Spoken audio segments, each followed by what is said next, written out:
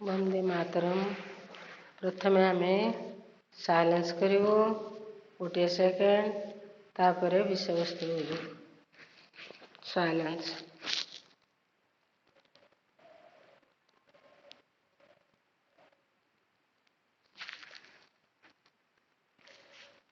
Silence over.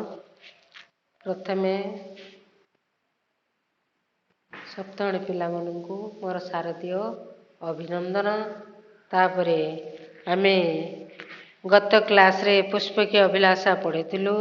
आज छत्रपति शिवाजी विषय पढ़ेबी एवं ताकू तार अर्थ करी। तुम सब शिवाजी के विषय में जानते तो शिवाजी मराठा थे। तो शिवाजी इतिहास में, भारत इतिहास में शिवाजी का नाम शून्य अक्षर में लिपिबद्ध है। शिवाजी एक सुशासक थे। उनका माताजी का नाम जिजाबाई और पिताजी का नाम शाहजी भूंसले थे और गुरु रामदास, दादाजी कर्णदेव, ये सब थे। तो माताजी बाल्यावस्था में माताजी ने जिजाबाई ने एक धार्मिक महिला था, धार्मिक विचारवंत महिला थे। इसीलिए उसने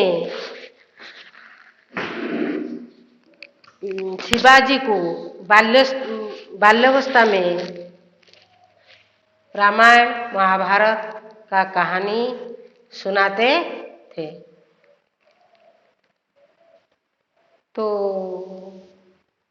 शिवाजी के माता जिजाबाई ने अपने पिता के पास पूना में रहते थे।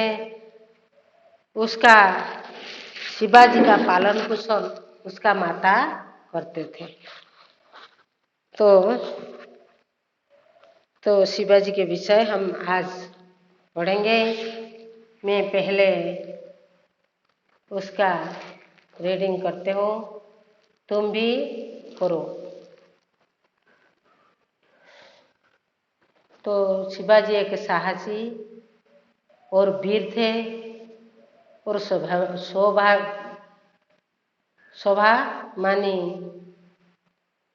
स्वाभिमानी थे। तो इसके विषय में अवगत कराने के लिए हमें छत्रपति विषय पढ़ना चाहिए। भारत के इतिहास में छत्रपति शिवाजी का नाम सदा स्वर्णम अक्षर में अंकित रहेगा।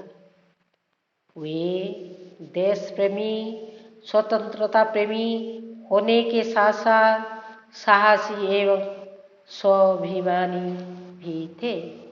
शिवाजी का जन्म सन 1627 में पुना के निकट सोनर दुर्ग में हुआ था। उनके पिता का नाम शाहजी तथा माता का नाम जिजाबाई था। शाहजी बीजापुर के मुसलमान के दरबारी थे। माता जिजाबाई धार्मिक विचार वाली महिला थी। वे अपने पिता की जागीर पुन्ना में रहती थी। वहाँ पर दादाजी कर्णदेव ने जागीर का प्रबंध अपने हाथों में ले रखा था। शिवाजी का पालन पोषण जिजाबाई की देख रेख में हुआ था। जिजाबाई ने बचपन से ही शिवाजी को देश के महापुरुषों की कहानियाँ सुनाकर उनके मन में देशभक्ति की भावना कुट कर भर दी थी। शिवाजी ने बचपन में ही युद्ध विद्या सीख ली थी। दादाजी कर्णदेव और गुरु रामदास ने शिवाजी की वीर और साहसी बालक बना दिया था। शिवाजी युद्ध विद्या, बाण विद्या तथा घोड़ा सवारी में तो निपुण हो ही चुके थे। उन्हें योग्य साहस सैनिक तथा भी मिल चुके थे। उन्होंने मंगोल की मुगलों के विरुद्ध अभियान प्रारंभ कर दिया। केवल 18 वर्ष की उम्र में उन्होंने बीजापुर राज्य के अनेक किलों को अपने अधीन कर लिया था। बीजापुर के नवाब ने बदला लेने के लिए शिवाजी के पिता शाहजी को गिरफ्तार करके एक कोठरी में बंद कर दिया। शिवाजी ने चतुराई से काम लेते हुए कुछ दिनों के लिए अपना अभियान स्थगित कर दिया और अपने पिता को कारावास से मुक्ति दिलाया। तो छत्रपति शिवाजी हम सब जानते थे, ये एक मराठा सैन्य को एकत्रित करके वे युद्ध में परास्त करके शिवाजी राजा बने थे। तो उसको छत्रपति शिवाजी कहते हैं। इतिहास में उसका नाम शून्य अक्षर में लिपिबद्ध है। तब सभी इतिहास विषय में पढ़ते हैं, तो आज हम हिंदी में पढ़ेंगे। तो भारत इतिहास में छत्रपति का नाम सदा स्वर्ण अक्षर में अंकित रहेगा। अंकित माने छापो बा तांकर नाम स्वर्ण अक्षर लिपिबद्ध हो रहिबो। भारत इतिहास जेते दिन पर्यंत थिबो सेते दिन पर्यंत शिवाजींकर नाम स्वर्ण अक्षर लिपिबद्ध होई रहिथिबो। वे देश प्रेमी स्वतंत्रता प्रेमी ये थिले। ये शिवाजी थिले जड़े देश प्रेमी स्वतंत्रता प्रेमी होने के साथ साहसी एवं स्वाभिमानी भी थिले। समस्त स्वाभिमानी हवा दरकार एवं से साहसी थिले एवं देश प्रेमी स्वाधीनता प्रेमी मध्य थिले। शिवाजी का जन्म तांकर जन्म 1627 में पूना के निकट शिवर दुर्ग में हुआ था। पूनार निकट रे शिवनर दुर्ग रे जन्म होते। उनके माता का नाम शाहजी, उनके पिता का नाम शाहजी तथा माता का नाम जीजाबाई था। तांकर पितांकर नाम शाहजी बंसला एवं मातांका नाम जीजाबाई थिला। शाहजी जीजापुर के मुसलमान के दरबारी थे। आगुरु कौन होता ना राज्य को किसी दरबार रे विभक्त करा जाउतला। ये से बोली बीजापुर राजाकर दरबारी थिले। मुसलमानकर सुल्तानकर बीजापुर सुल्तानकर दरबारी तांको अंडर थिले। बुझ पारल जेभली राज्य रे मुख्यमंत्री जिल्ला रे कलेक्टर ब्लॉक रे सरपंच से भली ये बीजापुर सुल्तानकर जने दरबारी थिले। माता जीजाबाई धार्मिक विचार वाली महिला थी। से बहुत धार्मिक जीजाबाई जने धार्मिक महिला थिले। अपने पिता को जागीर पूना में रहती थी। ये पितांकर जागीर स्थान पूना रे रहते। वहाँ पर दादाजी कर्णदेव तांकर माँकर जेजेआपा कर्णदेव जागीर का प्रबंध अपने हाथ में ले रखे थे, निज हाथ में रख ली। शिवाजी का पालन पोषण जीजाबाई की देख रेख में हुआ था। ये जो शिवाजी भरण पोषण जीजाबाई सबू तांको दायित्व नहीं पिला बेल। बापा थिले बीजापुर जन दरबारी कि माँ सब आंकर देखाशुना साधारणतः पिला माँ मैंने देखाशुना करती आंकर मध्य देखाशुना करुले।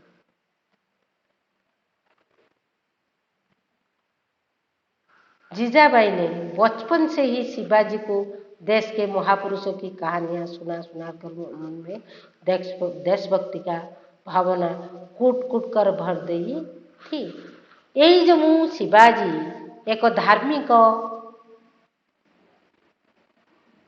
विचारवंत महिला थिबारु से कौन करथिले पिला बेलरू आमे जदि गोटे पिला को पिला बेलू भल भल शिक्षा देवा भल भल आदर्श कथा कहवा ता निकटरे मिछ कहवा नहीं खराब कथा कहवा नहीं ताकू वीर साहसी कहानी शुणेबा सी मध्य दिने वीर हो पार से ये शिवाजी माँ जिजाबाई कौन करते महापुरुषंकर कहानी एवं कहानी सब शुणेकी मनरे देशभक्तिर भावना तांकर शिरा प्रशिरा रे पूरा जागृत कराई। शिवाजी ने बचपन में ही युद्ध विद्या सीख ली थी। से छोट बेलू युद्ध विद्या शिखी जाते। दादाजी कर्णदेव बड़ापा कर्णदेव और गुरु रामदास गुरु रामदास थे। शिवाजी को वीर तथा साहसी बालक बना दिया वीर एवं साहसी बालक बनाई देते। शिवाजी युद्ध विद्या बाण विद्या तथा घोड़ा सवार में भी तो निपुण हो चुके। से युद्ध विद्या बाण चालना घोड़ा सवारी ये सब पूरा निपुण माने पारदर्शिता लाभ करते। उन्हें युद्ध और साहसी सैनिक साथी भी मिल चुके थे एवं तांको युद्ध विद्यारे निपुण एवं साहसी सैनिक मिलते। उन्होंने मुगल के विरुद्ध अभियान प्रारंभ मुगल मान विरुद्ध से कौन कले ना युद्ध यात्रा आरंभ कर। केवल 1800 वर्ष की उम्र में 18 वर्ष बयस उन्होंने बीजापुर राज्य के अनेक किले को अपने अधीन बीजापुर राज्य बहुत छोट छोट राज्य को कौन कले से निजर अधीन करी नहीं थे। बीजापुर के नवाब ने बदला नहीं कि बीजापुर नवाब शिवाजी को ठारू बदला नेबा पाई शिवाजी के पिता शाहजी को गिरफ्तार करके एक कोठरी में बंद कर दिया। ताऊ कौन कले ना शिवाजी को ठू प्रतिशोध नेबा पाई तांको बापा को से जेतु बीजापुर राज्यर नवाबंकर दरबारी थिले तेणु तांको कौन कले गिरफ्तार करी नेले एवं एक बंद कोठरी तांको बंद करी दिया गला। शिवाजी ने चतुराई से काम लेते हुए कुछ दिनों के लिए अपना अभियान स्थगित कर दिया। से चालाक करी कौन कले ना किछि दिनों पाई निजर युद्ध अभियान बंद करी देले और अपने पिता को कारावास में मुक्ति दिलाए। तापरे तांको पिता को से कारावास मुक्त कले।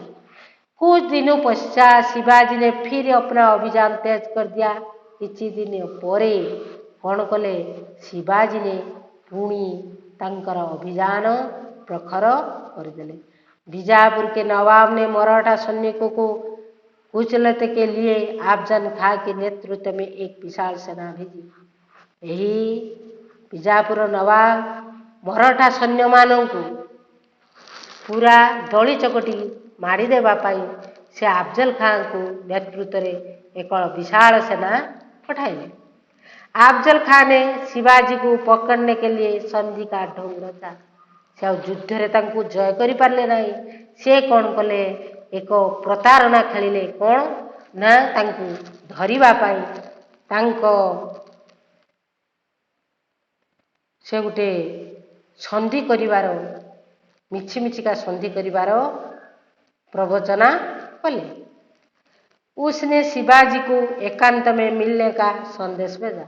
से कहले संधि करिबा किंतु परस्पर को एकांत रे गुटे निछाटिया जगह आमे भेटिबा यही यह कहीकि से संदेश पठले। संदेश आगु लोक मैंने चिठी द्वारा बा संदेश बा गुटे पत्र द्वारा दूत हाथ में पठाउथिले। शिवाजी पहले से ही सावधान थे। शिवाजी प्रथम रू सावधान चला। शिवाजी बहुत चालाक चतुर तेणु सावधान थे। जब नियम स्थान पर दोनों की मुलाकात हुई अफजल खां और शिवाजी का दोनों ने जो स्थान में दोनों मिलना चाहिए ये नियत स्थान पर दोनों मिलने के मुलाकात हुई। से दुई जनकर साक्षात है। तो अफजल खान ने छुरी से शिवाजी पर वार कर दिया। शिवाजी ने कौन कले मुह को छुरी रे आक्रमण ना अफजल खान शिवाजी ऊपर को छुरी रे आक्रमण कले, किंतु शिवाजी ने बाघ नख से अफजल खान का काम तमाम कर दिया। बाघ नख गोटे अच्छी हाथ में पूरे कौन कले ये तांको मारी देले शिवाजी। दोनों सैन्यों में घमासान युद्ध हुआ, तेणु दुई सैन्य मध्य घमाघट युद्ध है। शिवाजी को इस युद्ध में पूर्ण विजय प्राप्त, इस युद्ध में पूर्ण विजय प्राप्त है। उस समय दिल्ली में मुगल बादशाह औरंगजेब का शासन था।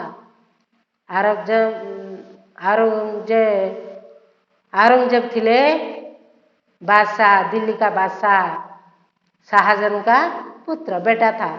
तो इस समय दिल्ली में मुगल बादशाह औरंगजेब थे, शासक थे।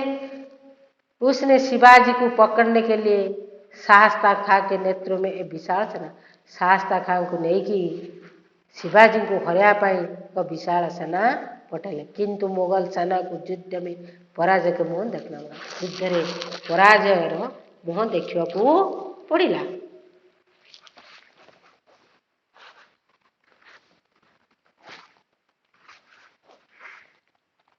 औरंगजेब ने फिर जय सिंह को सेनापति बनाकर चुना जाए। पुणी जय सिंह को कौन कले औरंगजेब सेनापति करी पठेले। इस बार शिवाजी ने जय सिंह से संधि कर ली। एथर जय सिंह सहित शिवाजी संधि करिनेले। वे मुगल बादशाह औरंगजेब से मिलने आगरा के किले में जा पहुंचे। कौन संधि करी मुगल बादशाह औरंगजेब को भेटा से जाकि दिल्ली रे पहुंचले। धोखे से शिवाजी को किले से बंद बना दिए। धोखारे षड़यंत्र करी कौन कले दुर्गरे बंदी करी नेले, किंतु शिवाजी इससे तनिक भी नहीं घबराए। के जड़े डरी जाता, किंतु एथिरे तिले मात्र तनिक माने तिले मात्र घबराई डरी गले नहीं। एक दिन अवसर पाकर वे फल के टुकड़े में बैठकर किले से बाहर, एक दिने तांकर जन्मोत्सव कही जे मु फल मो प्रजा मान को बांटीमी, या कही से फल टुकरी भितर पशि से बाहरी आसिले। आग्रा से शिवाजी सीधा पुन्ना आए। आग्रा रू कौन कले सीधा पुन्ना को आसिले।